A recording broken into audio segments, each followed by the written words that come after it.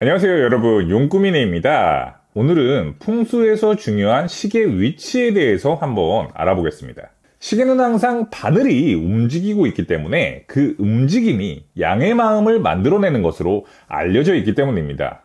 인간관계를 좋게 만들거나 재물을 만들어내는 것은 결국 시간에 달렸죠.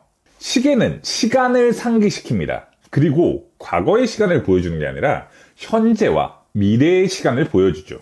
따라서 앞으로 더 좋은 운이 미래에 들어올 것이라는 상상을 하게 해줍니다. 이런 삶의 전진, 나아감이라는 개념을 상징하기 때문에 시계는 풍수적으로도 아주 중요하게 여겨집니다. 그에 관해서 자세히 한번 알아보도록 하겠습니다. 큐!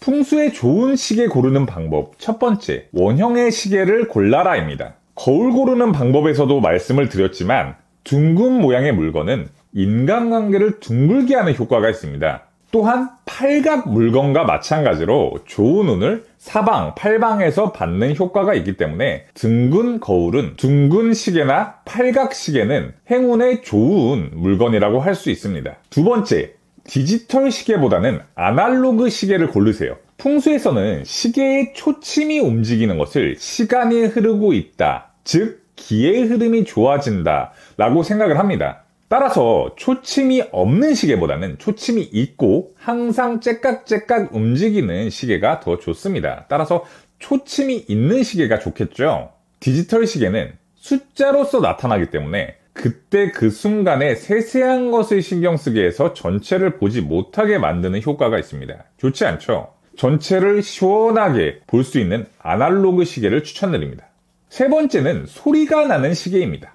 째깍째깍 소리가 나는 시계. 시끄럽고 촌스럽다고 해서 요새는 잘 팔지 않는 물건입니다. 소리나는 시계는 집안의 시간의 움직임을 알리고 생동감을 불러일으킵니다. 그렇기 때문에 좋은 운기를 초래해주는 것으로 되어 있죠. 이런 맥락에서 뻐꾸기 시계 또는 멜로디가 나오는 시계 등도 추천을 드리고 있습니다. 다만 음량을 너무 크게 하면 소리가 스트레스가 되거나 사람들의 주의를 분산시킬 수 있기 때문에 음량을 너무 크게 하는 건 추천드리지 않고요. 작지만 기분 좋은 소리로 초침이 째깍째깍 거리는 정도의 소음을 집안에 두시는 것을 추천드립니다. 요새 화이트 노이즈라고도 하죠. 이런 정도의 소음은 오히려 건강이나 집중을 하는데 더 좋다고 알려져 있습니다. 가장 추천드리는 소재는 목재입니다. 시계는 나무, 목의 기운을 가지고 있다고 알려져 있고 풍수에서는 천연 소재의 재질이 운기를 올려주는 효과가 있다고 말합니다. 가능한 한 시계에 걸맞는 목재 시계를 선택하면 좋겠습니다. 재질을 선택할 때 플라스틱 시계 정말 많죠. 플라스틱 자체는 불의 기운을 가지고 있기 때문에 갖고 있는 운기까지 태워버린다고 해요. 풍수적으로 플라스틱은 가능하면은 없는 게 좋습니다. 그렇기 때문에 가능한 한 피하도록 하시고요. 다음은 색인데요. 흰색이나 베이지색, 또 노란색을 추천드립니다. 흰색과 베이지는 대인운, 인간관계 운에 영향을 주는 색이기 때문에 인간관계가 원활했으면 좋겠다, 이런 걸 기대하시는 분에게는 추천을 드리고요. 노란색은 금전운에 영향을 주기 때문에 금전운이 조금 더 좋아졌으면 하는 분들에게 추천을 드리고 있습니다. 이제 쿠팡이나 네이버에서 시계를 찾아보면은 검은색 시계가 정말 많이 나옵니다. 검은색 시계가 세련된 느낌이 있기 때문에 많이들 판매를 하시고 구매도 하시는데요. 검은색이란 거는 운기를 정체시켜버리는 효과가 있습니다. 그렇기 때문에 시간을 관장하는 시계라는 물건이 정체되어 버린다면 그만큼 재물운에 좋지 않겠죠. 그렇기 때문에 검은색 시계는 추천드리지 않습니다. 자, 다음으로는 집의 구역별로 어떻게 시계를 두어야 좋은 방법인지 그 방법을 알아보겠습니다. 첫 번째는 거실입니다. 거실에 시계를 장식하는 경우에는 방의 동쪽에 걸어두시면 운기를 높일 수 있습니다. 동쪽은 오행에서 나무에 해당하기 때문이죠. 아까 시계 역시 나무에 해당하는 물건이라고 말씀을 드렸을 겁니다. 다만 달력과 마찬가지로 방에 몇 개나 되는 시계를 두면 시간에 쫓기는 느낌이 들기 때문에 시계는 방과 밸런스를 이루는 하나만 장식하도록 합니다. 화장실에 달력을 두는 게 나쁘다고 이미 말씀을 드렸는데요.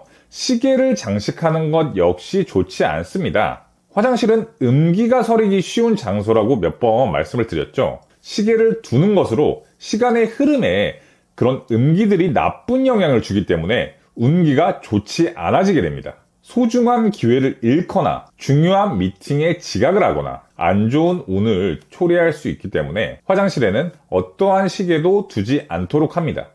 다음은 침실입니다. 침실에는 알람 시계를 두는 경우가 많으실 텐데요.